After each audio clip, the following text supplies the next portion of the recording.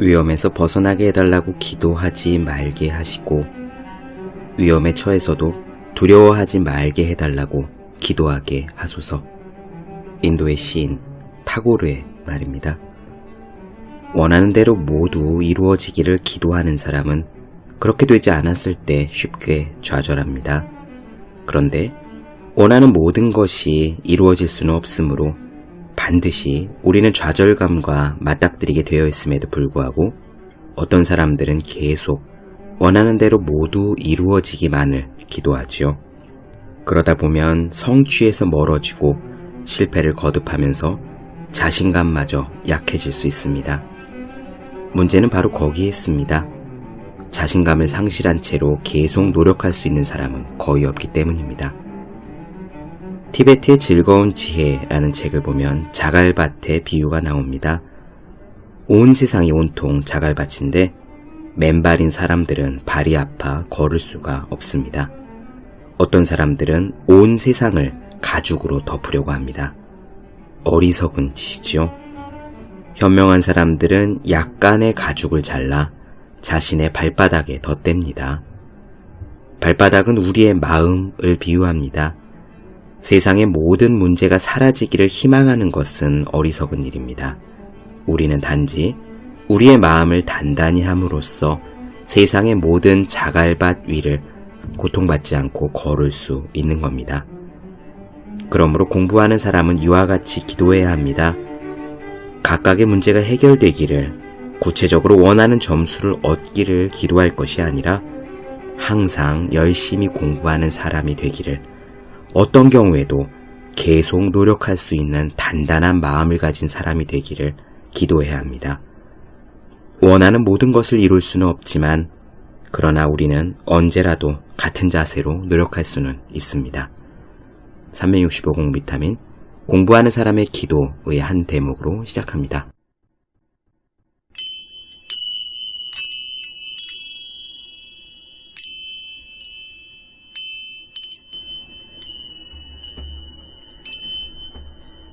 네, 안녕하세요. 본격 공부작업 팟캐스트 서울대는 어떻게 공부하는가, 한지우입니다.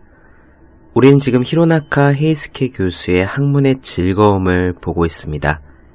이 헤이스케 이야기도 거의 막바지에 이르렀는데요. 오늘은 아주 멋진 부분이 등장합니다.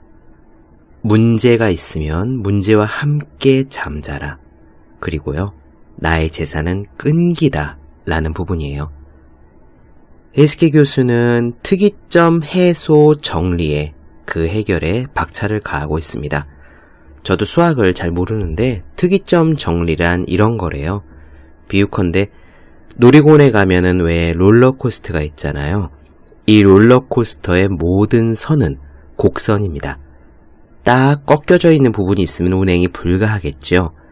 그런데 이 곡선인 롤러코스터의 철로가 땅에 만들어낸 그림자를 보면 곡선 그대로가 아닙니다. 딱 꺾이는 부분도 있고 뾰족한 부분도 있고 그래요. 또 두 곡선이 교차하는 부분을 생각해 보세요. 그 그림자는 뾰족한 각이 생기지 않겠습니까? 그런 점들이 특이점이라고 히로나카 헤이스케는 설명합니다. 어떻게 해야 그 특이점들을 없앨 수 있을까가 헤이스케 교수가 매달린 특이점 해소라는 문제입니다. 헤이스케 교수는 열심히 매달리지만 계속 어려움에 부딪혀요. 주위의 학자들이 안 된다, 그거 정리해봤자 필요가 없다, 소용이 없는 정리다 라고 말하죠. 그럼에도 불구하고 그는 마음을 굳게 먹고 끝내 해결해냅니다. 그리고 나서 필즈상을 수상해요. 그 과정에서 있었던 일, 그리고 성공적으로 문제를 해결해낸 후에 헤이스케가 노력의 과정을 되돌아보며 무엇을 깨달았는지 말씀드리겠습니다. 이 특이점 해소에 대한 논문을 발표한 후에 헤이스케는 대스타가 된대요. 그래서 일본 고향에 돌아와 환대를 받고 자신이 나온 학교에서 어린이들에게 강의를 합니다. 오늘은 그 부분까지 말씀드릴 거예요. 저는 그 말이 참 좋더라고요. 헤이스케 교수가 이렇게 이야기하는데요. 나는 의식적으로 끈기를 키워왔다. 노력만큼은 자신이 있다. 그렇다면 노력은 어떻게 기울이는 것이냐? 간단하다. 시간을 많이 들이는 거다. 같은 과제가 있을 때 남들보다 많이 시간을 들인다. 그것이 노력이고 끈기다. 오늘의 내용 시작하겠습니다.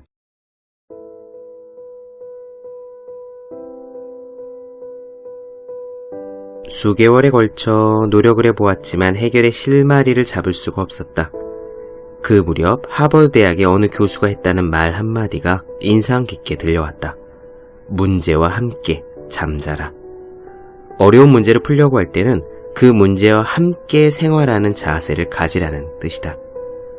나는 그동안 말 그대로 특이점 해소라는 문제와 함께 잤는데 결과적으로는 그 문제의 어려움만 계속 깨닫고 있는 중이었다. 그야말로 하면 할수록 끝이 없는 미지의 세계에 빠져들어가는 기분이었다. 그 즈음 여러 동료 학자들로부터도 여러 가지 부정적인 전망을 전해들었다.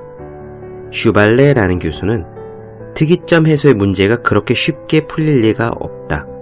언젠가 누군가에 의해 그것이 풀린다고 할지라도 그때는 벌써 다른 일반론이 발전해서 특이점 해소의 가치가 많이 적어질 것이다 라고 말했다고 한다.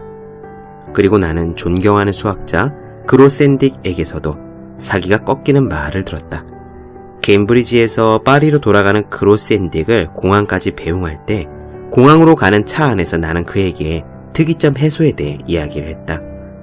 평소와 달리 그때 나는 약간 흥분하고 있었던 것 같다. 그리고 나는 그로샌딕의 격려를 기대하고 있었다. 그 사람이라면 틀림없이 그 가치를 인정해 줄 것이고 무언가 중요한 포인트를 조언을 해줄 거라고 생각했기 때문이다. 나는 너무나 열중해서 한시도 쉬지 않고 이야기를 했다. 그러나 나의 기대는 완전히 무너졌다. 그로샌딕은 별로 반응을 보이지 않았을 뿐더러 오히려 내 말의 대부분을 한쪽 귀로 듣고 한쪽 귀로 흘려보내고 있는 것 같았다. 무엇보다도 그의 입에서 마지막으로 나온 말이 내 말에 거의 귀를 기울이고 있지 않았다는 확실한 증거였다. 그는 이렇게 말했다. 4차원의 특이점 해소가 거짓말이라는 걸 증명하기 위해서는 이렇게 하면 될 것 같네. 그때 나는 망치로 머리를 맞은 것 같은 충격을 느꼈다. 내가 직접 사사한, 그것도 대단히 존경하는 사람에게서 그런 말을 듣다니. 벌어진 입이 차마 다물어지지 않는다는 말은 그런 때를 두고 하는 말일 것이다. 내가 특이점 해소가 거짓말이라는 것을 증명하기 위해서 그토록 열을 올리고 있었던 것은 아니지 않은가. 하지만 이렇게 나의 기를 죽이는 일들이 겹치는 반면에 나를 격려해주는 사람도 있었다. 그 중에 한 명이 자리스키 선생님이었다. 어느 날 자리스키 선생님은 나를 세우고 지금 뭘 하고 있나? 라고 물었다. 특이점 해소의 문제를 제고하고 있습니다. 라고 대답했더니 그는 잠깐 생각하고 나서 무언가를 물기 위해서는 일을 단단히 하라 라고 말하고는 내 어깨를 두드리셨다. 이빨을 단단히 하라는 것은 자리스키 선생님 특유의 유머다. 즉, 일을 악물고 풀지 않으면 풀 수 없으니까 일을 아주 단단히 해놓으라고 충고한 거다. 나는 그 즈음 또 프랑스의 수학자 톰이라는 사람이 언급한 말도 분발을 하기 위해 마음에 새겨보곤 했다. 그는 이렇게 말했다. 대수기하를 하는 친구는 모두 겁쟁이다. 생각해보라. 힘든 문제를 보기만 하면 이 문제는 풀어봐야 소용이 없다 라고 말하는 것이 대수기하학자들의 상투적인 수단이다. 톰의 이와 같은 지적은 어느 정도 일리가 있었다. 나는 그가 말하는 겁쟁이가 되지 말자고 마음속으로 맹세했다. 브랜다이스 대학에 근무한 지 2년째, 이렇게 새롭게 결심하고 특이점 해소에 도전한 지 얼마 지난 후에 나는 드디어 마지막 일성까지 풀어서 문제 해결의 실마리를 거의 잡았다. 그때부터 나는 할애할 수 있는 모든 시간을 논문을 쓰는 데 바쳤다. 원래 올빼미 체질인 나는 저녁 식사 후 10시 정도까지 텔레비전을 보거나 가족과 함께 대화하고 나서 일을 시작하는 것이 보통이었다. 그래서 잠자리에 드는 것은 새벽 5시쯤이었다. 내가 새벽에 잠을 들면 얼마 후 아내가 일어나서 간밤 동안 내가 쓴 원고지 수를 세어 타이피스트에게 넘긴다. 나중에 일어난 나는 타이프된 원고를 읽어서 논리 구성에 잘못이 없는지 세부 증명까지 잘 되어 있는지 등을 자세히 검토한다. 미비한 점이 없으면 다음 전개를 생각한다. 그렇게 하는 동안에 다시 저녁 식사 시간이 된다. 이것이 그 무렵의 일과였다. 수학 논문은 소설을 쓰는 식으로는 쓸 수 없다. 소설을 써본 적이 없어서 단언할 수는 없지만 소설은 써가는 도중에 만족스럽지 못한 점이 발견돼도 구태여 처음부터 다시 쓸 필요는 없을 것이다. 그러나 수학 논문은 다르다. 조금이라도 논리가 안 맞는 곳이 발견되면 다시 원점으로 돌아가 논리를 바로잡아 처음부터 다시 써야 한다. 따라서 잘 되는 날 수십 페이지를 진행시켰다가 다음 날은 그것을 모두 버려야 하는 경우도 허다했다. 이 논문을 쓸 때는 몇 번이나 그런 경우가 있었다. 하여간 이 고생을 하며 쓰기 시작한 지 2달 정도 지난 후 드디어 논문을 탈고하였다. 한밤중의 일이었다. 그 논문의 원고량은 매사추세츠 주의 전화번호책 2권에 달하는 긴 논문이었다. 나중에 이 논문을 가리켜 히로나카의 전화번호책이라고 부르게 된 것도 그런 이유 때문이다. 한 개의 정리를 증명한 논문으로서는 수학사상 최장의 논문이라고 한다. 이 논문은 미국 수학 전문지에 2번에 나누어 발표되었다. 논문이 발표되고 나서 얼마 지난 후의 일이었다. 자리스키 선생님이 미국 수학회 회장직을 그만두면서 한 기념 강연에서 이렇게 말씀하셨다. 히로나카가 이겼다. 이제 나의 연구를 통해서 얻은 3가지 교훈을 언급하고 싶다. 첫째, 무엇인가 만들어가는 과정에서 중요한 것 중에 하나는 유연성이라는 점이다. 나는 특이점 해소에 도달할 때까지 2번이나 본격적으로 달려들었으며 2번 다 실패했지만 그때마다 구태여 문제에 집착하지 않았던 것이 결과적으로 현명했다고 생각한다. 해결 방법이 차단되면 물러섰다. 그리고 아이디어와 이론의 준비가 스스로 성숙할 때까지 가만히 기다렸다. 만일 벽에 부딪혔을 때 물러서지 않고 계속 그 지점에 집착하고 있었다면 어떻게 되었을까? 아마 나는 꼼짝하지 않는 그 벽에 억눌려서 틀림없이 숨도 못 쉬게 되었을 것이다. 내가 유연하게 처신한 것은 정말로 잘한 일이었다고 생각한다. 이런 유연한 자세는 아이를 키우는 과정에서도 중요하다. 성장해가는 아이는 아주 귀여울 때가 있는가 하면 한없이 얄미울 때도 있다. 그리고 얄밉다고 해서 부모가 아이와 이별할 수는 없다. 그러면 어떻게 하면 좋은가? 벽에 부딪혔을 때 내가 그랬듯이 한 발 거리를 두고 아이를 지켜보는 유연한 태도가 필요하다.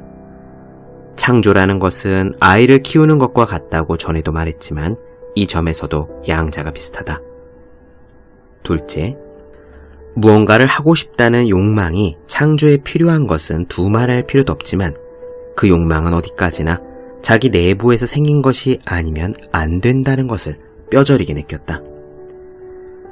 자기 자신의 욕망이라고 생각했던 것이 실은 사회의 풍조라든가 유행이라든가 혹은 매스컴이 제공하는 정보라든가 하는 것으로 형성된 경우가 결코 적지 않기 때문이다. 이와 같은 욕망들은 정말로 힘없이 부서지기 쉽다. 외부의 정세가 바뀌면 당장이라도 소리 없이 사라지는 욕망이다. 그런 것들은 창조를 지속시킬 원동력이 될 수 없다. 셋째, 창조는 실제 만들어봐야 비로소 가치가 생긴다는 것이다. 프랭클린의 말을 되풀이하게 되는데 그는 어떤 것이든 간에 창조되고 나서야 비로소 의미가 생기고 스스로 걸어나가기 시작한다고 했다. 이미 말했듯 특이점 해소는 어떤 사람들에게는 거의 그 필요성이 인정되지 않았다. 직접적으로 나한테 그거는 쓸모없는 일이다 라고 말을 한 사람도 있었다. 그러나 이 정리가 일단 만들어지자 이것으로부터 여러 가지 응용 이론이 생겨났다.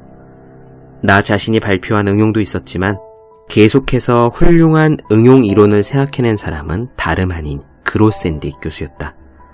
나의 특이점 해소 이론을 전혀 받아들이지 않았던 그가 이 정리가 생기기 전에는 상상도 할 수 없었던 새롭고 참신한 응용 이론을 잇따라 발표하였던 것이다. 이런 나를 돌아보건대 나의 재산은 끈기였다. 논문을 발표하고 수학계에서 유명해진 다음에 일본으로 돌아와 내가 다녔던 학교에서 강의를 할 일이 있었다. 재학할 당시에는 유국민학교라고 부르던 것이 지금의 유소학교가 되었고 그 강당에서 나는 600명의 후배들 앞에서 강연을 한 것이다. 강연이라고 하지만 불과 15분 정도의 이야기일 뿐이었는데 상당히 흥분하고 있었던 탓인지 나도 모르게 이런 말이 입에서 튀어나왔다.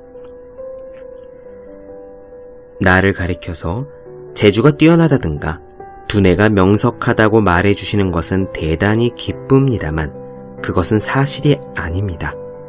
히로나카 헤이스케는 뛰어난 노력가일 뿐입니다. 지금 생각하면 부끄러운 것을 뻔뻔스럽게 말했다고 여겨질 때도 있지만 빛나는 눈으로 나를 바라보고 있는 고향의 국민학교, 중학교 후배들에게 나는 그것이 제일 말하고 싶었고 또 말할 수 있는 유일한 것이었다. 그 즈음 나는 일본에서 화제의 인물이 되었다. 몇 개의 상을 받으면서 매스컴에 의해 화려한 타이틀이 붙여지고 명석한 두뇌, 뛰어난 재능의 소유자처럼 취급되었다. 재능이 있다는 말을 듣고 기분이 나쁘지 않은 것은 물론 당연하다. 그러나 나를 제일 잘 아는 사람은 누군가? 바로 나 자신이다. 솔직히 나 자신을 볼 때 내가 뛰어난 재주를 가졌다고는 생각되지 않는다. 그렇지만 나는 노력하는 데 있어서는 절대적으로 자신이 있다. 바꾸어 말해서 끝까지 해내는 끈기에 있어서는 결코 남에게 지지 않는다. 나는 그와 같은 것을 소년 소녀들에게 이야기했다고 기억한다. 시골에서 태어났기 때문이라고 특별히 관련시킬 생각은 없지만 나는 본래 조금 느긋한 성격이다. 연구를 하는 데 있어서도 이 성격이 나타난다. 나는 눈앞에 나타난 문제를 처음에는 막연하게 쳐다만 본다. 주변의 학자들이 그 문제에 달려드는 모습도 처음에는 그저 쳐다보고 있는 것이 보통이다. 그러나 그렇게 하는 동안에 무엇이 중요한 문제인지 혹은 어떤 문제에 몰두하면 좋은지 조금씩 보이기 시작한다. 문제의 윤곽이 어렴풋이 떠오른다. 우선 그렇게까지 되는데 상당한 시간이 소모된다. 그러나 언제까지나 이런 상태에 머물러 있으면 창조를 할 수 없다. 그래서 나는 마음속에 있는 욕망을 발동시켜서 비약하려고 하고 행운을 잡으려고 한다.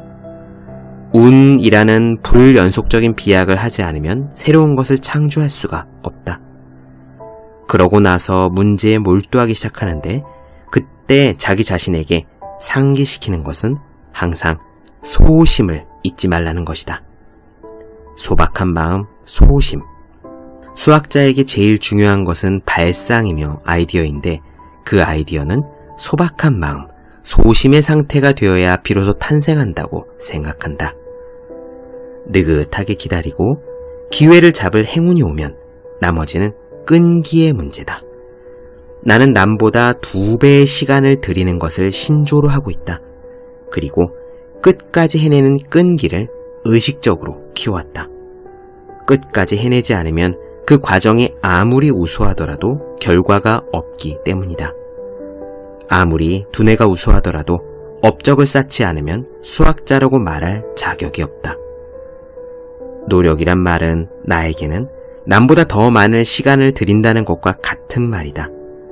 고향의 소년 소녀들에게 강조한 것을 창조성에 대한 이야기의 끝맺음으로 여기서 다시 한번 여러분들에게 강조해두고 싶다. 노력이라는 말은 남보다 더 많은 시간을 들인다는 것과 같다.